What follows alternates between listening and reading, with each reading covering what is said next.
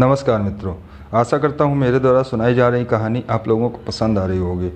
आज की कहानी है मोटे राम शास्त्री, प्रेमचंद द्वारा लिखी है। और आइए शुरू करते हैं आज की नई कहानी, मोटे राम शास्त्री। पंडित मोटे राम शास्त्री को कौन नहीं जानता। आंदोलन के दिनों में आपने उस आंदोलन का खूब विरोध किया।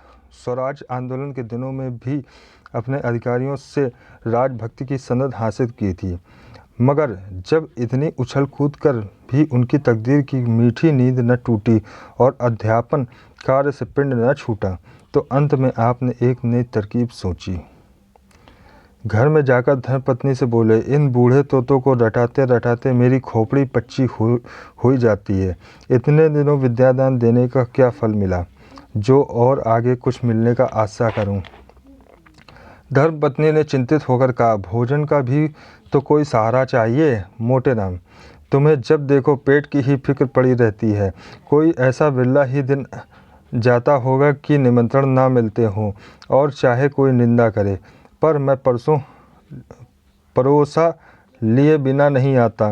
क्या आज ही सब यजमान मरे जाते हैं, मगर जन्म भर पेट की जिलाया तो क्या किया।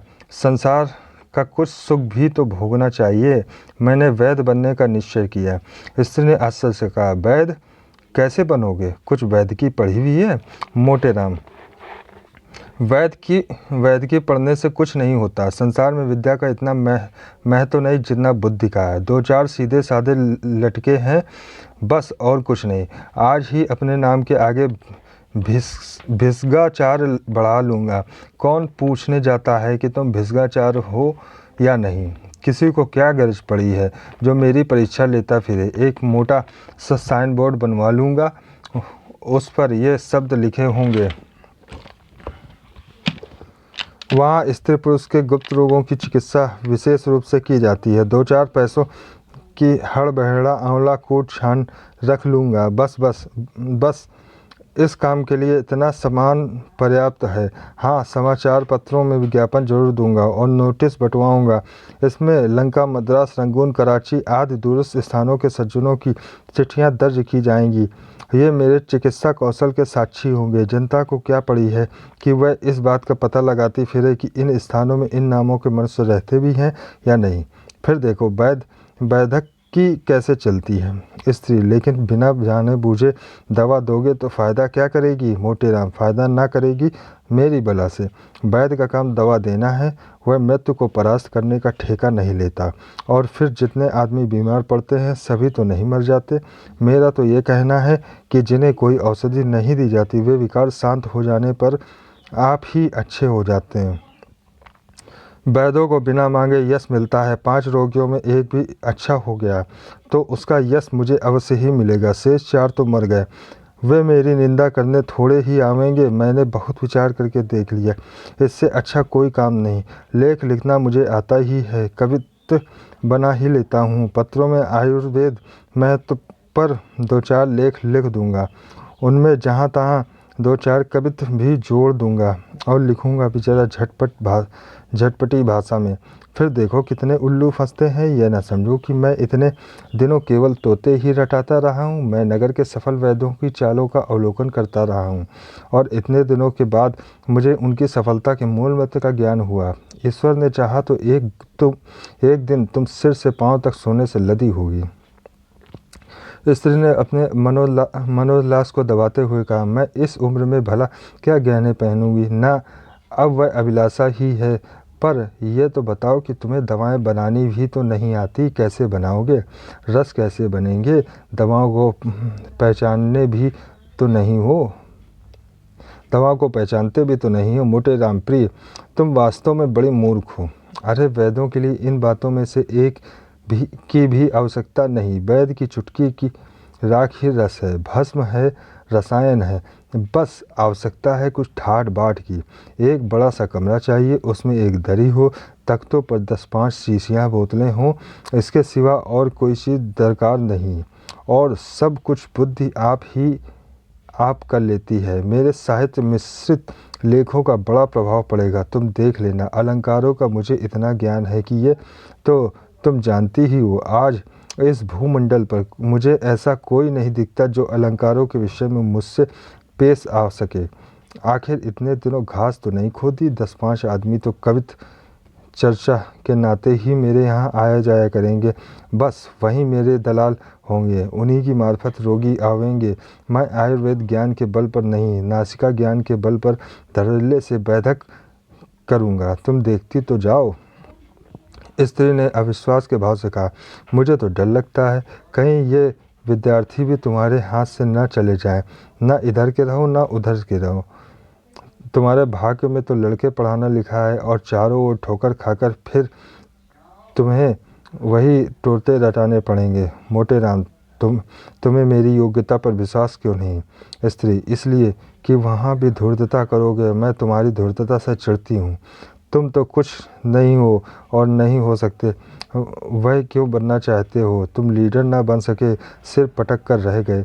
तुम्हारी धूर्तता ही फलीभूत होती है और इसी से मुझे चिढ़ है। मैं चाहती हूँ तुम भले आदमी बनकर रहो, निष्कपट जीवन व्यतीत करो, मगर तुम मेरी बात कब सुनते हो? मोटे राम, आखिर मेरा नासिका ज्ञान कब काम आएगा? स्त्री, किसी रईस की मुसाहिबी क्यों नहीं कर लेते? जहाँ 2-4 सुंदर कविता सुना दोगे वह खुश हो जाएगा और कुछ न कुछ दे ही मरेगा। वैद का ढोंग क्यों रचते हो? मोटे राम, मुझे ऐसे गुर मालूम है जो वैद के बाप दादों को भी न मालूम होंगे, और सभी वैद 1-1, 2-2 रुपये पर मारे मारे फिरते हैं। मैं अपनी फीस 5 रुपये रखूँगा, उस पर सवारी का किराया अलग। लोग यही समझेंगे कि ये कोई बड़े वैद हैं, नहीं तो इतनी फीस क्यों होती? स्त्री को अब की कुछ विश्वास आया। बोली, इतनी देर से तुमने एक बात मतलब की कही, मगर ये समझ लो कि यहाँ तुम्हारे रंग न जमेगा, किसी दूसरे शहर में चलना पड़ेगा। मोटे राम हंसकर, क्या मैं इतना भी नहीं जानता? लखनऊ में अड्डा जमेगा अपना। साल भर में वह धाक बांध दूंगा कि सारे वैद्य गर्द हो जाएंगे। मुझे और भी कितने ही मंत्र आते हैं। मैं रोगी को 2-3 बार देखे बिना उसकी चिकित्सा ही न करूँगा। मैं कहूँगा, जब तक रोगी की प्रकृति को भली भांति पहचान न लूँ उसकी दवा नहीं कर सकता। बोलो, कैसी रही? स्त्री की बातें खिल गई। बोली, अब मैं तुम्हें मान गई, अवश्य चलेगी तुम्हारी वैद्य की, अब मुझे कोई संदेह नहीं रहा। मगर गरीबों के साथ ये मंत्र न चलाना, नहीं तो धोखा खा जाओगे। साल भर गुजर गया। भिस्गाचार्य पंडित मोतीराम शास्त्री की लखनऊ में धूम मच गई। अलंकारों का ज्ञान तो उन्हें था ही, कुछ गा बजा भी लेते थे। उस पर गुप्त रोगों के विशेषज्ञ रसिकों के भाग्य जागे। पंडित जी उन्हें कविता सुनाते, हंसाते और बल कारक औषधियाँ खिलाते, और वह रईसों में जिन्हें पुष्टिकारक औषधियों की विशेष चाह रहती, उनकी तारीफों के पुल बांधते। साल ही भर में वैद्य जी का वह रंग जमा कि आचार्य व विशारद गुप्त रोग की चिकित्सा भी करते। विलासिनी विधवा रानियाँ और शौकीन अदूरदर्शी रईसों में आपकी खूब पूजा होने लगी। किसी को अपने सामने समझते ही न थे, मगर स्त्री उन्हें बराबर समझाया करती थी कि रानियों के झमेले में न फंसो, नहीं तो एक दिन पछताओगे।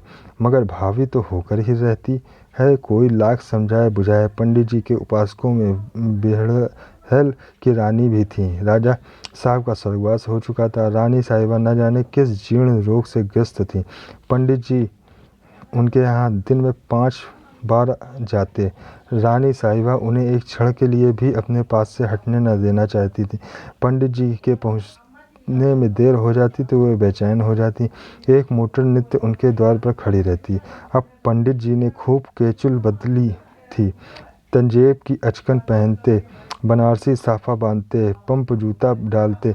मित्रगण भी उनके साथ मोटर पर बैठकर दंदनाया करते थे। कई मित्रों को तो रानी साहिबा के दरबार में नौकर रखा दिया। रानी साहिबा भला अपने मसीहा की बात कैसे टालती, मगर चरखे जफाकार और ही षड्यंत्र रच रहा था। एक दिन पंडित जी रानी साहिबा की गोरी गोरी कलाई पर एक हाथ रखे नब्ज देख रहे थे और दूसरे हाथ से उनके हृदय की गति की परीक्षा कर रहे थे कि इतने में कई आदमी सोटे के लिए हुए कमरे में घुस आए और पंडित जी टूट पड़े। पंडित जी पर बेभाव पड़ने लगी। यूँ तो पंडित जी भी दमखम के आदमी थे, एक गुप्ती सदैव साथ रखते थे, पर जब धोखे से कई आदमियों ने धड़ दबाया तो क्या करते, कभी इसका पैर पकड़ते तो कभी उसका हाथ। हाय हाय का शब्द निरंतर मुंह से निकल रहा था, पर उन बेरहमों को उन पर जरा भी दया न आती। एक आदमी ने एक लात जमाकर कहा, इस दुष्ट की नाक काट लो। दूसरा बोला, इसके मुंह पर काली चूना लगाकर छोड़ दो। तीसरा, क्यों वैद्य जी महाराज, बोलो क्या मंजूर है, नाक कटवाओगे या मुंह पर काली लगवाओगे? हाँ पंडित जी। हाय हाय मर गया, और जो चाहे करो मगर नाक न काटो। एक, अब तो फिर इधर न आवेगा? पंडित, भूल कर भी नहीं सरकार, हाय मर गया।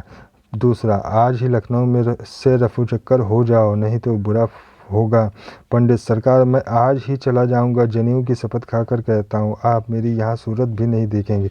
तीसरा, अच्छा भाई, अब लोग 5-5 लातें लगाकर छोड़ दो। पंडित, अरे सरकार मर जाऊंगा, दया करो। चौथा, तुम जैसे पाखंडियों का मर जाना ही अच्छा है। हाँ तो शुरू हो जाओ। पंचलती पड़ने लगी, धमाधम की आवाज़ें आने लगी, मालूम होता था नगाड़े पर चोट पड़ रही है।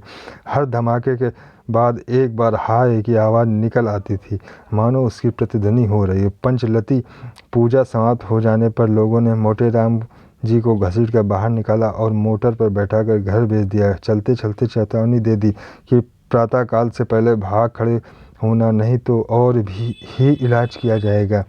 मोटे राम जी लंगड़ाते कराहते लकड़ी टेकते घर में गए और धर्म से चारपाई पर गिर पड़े। स्त्री ने घबराकर पूछा, अरे तुम्हारा यह हाल किसने किया? हाय हाय ये तुम्हारा चेहरा कैसा हो गया? मोटे राम, हाय भगवान मर गया। स्त्री, कहाँ दर्द है? इसी मारे कहती थी बहुत रबड़ी न खाओ, लवण भास्कर ले आऊं?